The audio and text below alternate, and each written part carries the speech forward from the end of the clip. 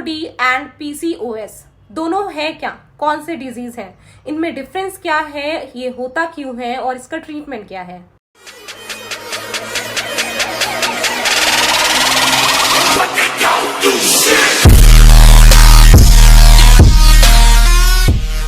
PCOD polycystic ovarian disease या फिर PCOS polycystic ovarian syndrome.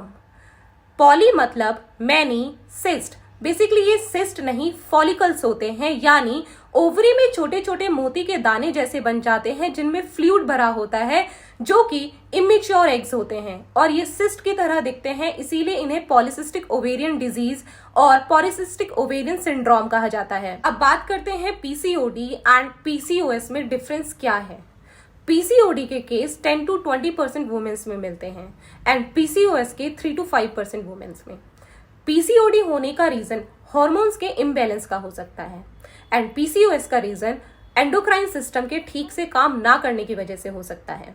PCOD का रीजन हो सकता है जंक फूड खाना, ओवर ईटिंग करना, स्लीपिंग पैटर्न का खराब होना, खराब लाइफस्टाइल, अल्कोहल ज्यादा लेना, स्मोकिंग ज्यादा करना। पीसीओएस के केस में अगर एंडोक्राइन सिस्टम ठीक से काम नहीं करता तो वो रीजन हो सकता है मेटाबॉलिक सिंड्रोम का। पीसीओडी के केस में कई बार अल्ट्रासाउंड में फॉलिकल्स का पता ही नहीं चलता एंड पीसीओएस के केस में अगर अल्ट्रासाउंड किया जाए तो ओवरी का साइज नॉर्मल साइज से बड़ा आता है। पीसीओडी एंड पीसीओएस में एक सेम चीज है, दोनों जेनेटिक हो सकते हैं, यानी आपकी मॉम या फिर आपकी सिस्टर को ये रहा हो तो आपको हो सकता है।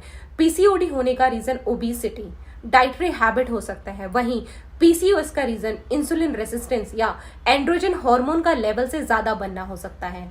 अगर बात की जाए इनके साइंस की, यानी कैसे पता चले पीसीओडी है या पीसीओएस, तो पीसीओडी के साइंस होते हैं इरेगुलर पीरियड्स, यानी मेंस्ट्रुअल साइकिल का टाइम से पहले आना या टाइम के बाद आना, एब्डोमिनल फैट का बढ़ना, फेशियल हेयर्स का आना।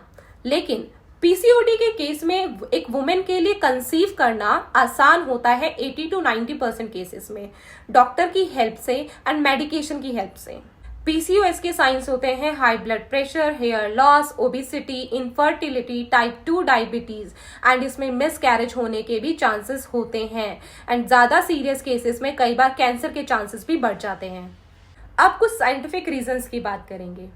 एक मेंस्ट्रुअल साइकिल में 4 तरीके के हार्मोन्स का रोल होता है, oestrogen, progesterone, LH and FSH. इनका काम होता है एग को डेवलप करना एंड उसको रिलीज करना। हमने बात की थी एंडोक्राइन सिस्टम डिसऑर्डर की। एंडोक्राइन सिस्टम है क्या? इसके अंदर वो ग्लैंड या फिर वो ऑर्गन आते हैं जो हार्मोन्स को प्रोड्यूस करते हैं और वही हार्मोन्स ब्लड स्ट्रीम से जाते हुए बॉडी के उस पार्ट या फिर उस ऑर्गन तक पहुंचते हैं जहां उनकी जरूरत होती है।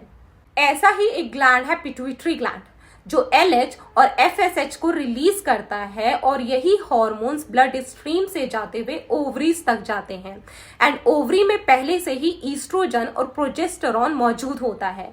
फिर ये चारों हार्मोन्स मिलके एग को डेवलप करते हैं और एलएच हेल्प करता है एग को रिलीज करने में। इन केस एलएच का अमाउंट इंक्रीज हो जाए और बाकी तीनों हार्मोन्स का अमाउंट डिक्रीज हो जाए तो ये साइन होता है हार्मोन इम्बैलेंस का, जिसकी वजह से ओवरी में सिस्ट यानी फॉलिकल्स बनने लग जाते हैं। अब बात करते हैं एंड्रोजन हार्मोन की। एंड्रोजन हार्मोन एक मेल हार्मोन है जो कि वुमेन्स में भी बनता है बट बहुत छोटे लेवल पे। ओवरी में जब एग की डेवलपमेंट होती है तो एंड्रोजन हार्मोन भी रिलीज होता है, लेकिन अगर उसका अमाउंट जितना होना चाहिए उससे ज्यादा हो जाता है तो भी एग रिलीज नहीं होते और सिस्ट बनने शुरू हो जाते हैं। यही रीजन है फेशियल हेयर्स का आना। एक और पॉइंट की हम यहाँ बात करेंगे, इंसुलिन रेजिस्टेंस।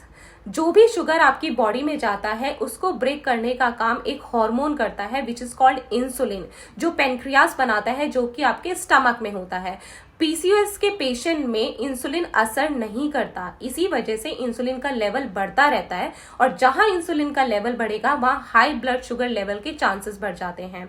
यही रीजन है कि पीसीओएस के ज्यादातर क्लाइंट्स में डायबिटीज के साइंस पाए जाते हैं एंड जहां इंसुलिन का लेवल बढ़ता है वहां मेल हार्मोन एंड्रोजन हार्मोन का भी लेवल अपने आप बढ़ने लग जाता है एंड फिर वही साइंस सिस्ट का बनना, फेशियल हेयर्स आना, पिंपल्स होना। इनका ट्रीटमेंट क्या है? सबसे पहले तो अपने डॉक्टर से कंसल्ट करिए और ये कंफर्म करिए कि आपको पीसीओडी या पीसीओएस है या नहीं है। अगर है तो मेडिकेशन का यूज सिर्फ वहां करो जहां जरूरत है, क्योंकि मेडिकेशन आपको शॉर्ट टर्म बेनिफिट जरूर देगा, बट हमें एक ऐसा सॉल्यूशन चाहिए जो आपको लॉन्ग टर्म बेनिफिट दे। और पीसीओडी और पीसीओएस के सिम्टम्स को आप खुद भी कम कर सकते हो अपनी डाइटरी हैबिट्स को चेंज करके, अपने लाइफस्टाइल को चेंज करके एंड फिजिकल एक्टिविटीज को अपनी लाइफ में इंक्लूड करके।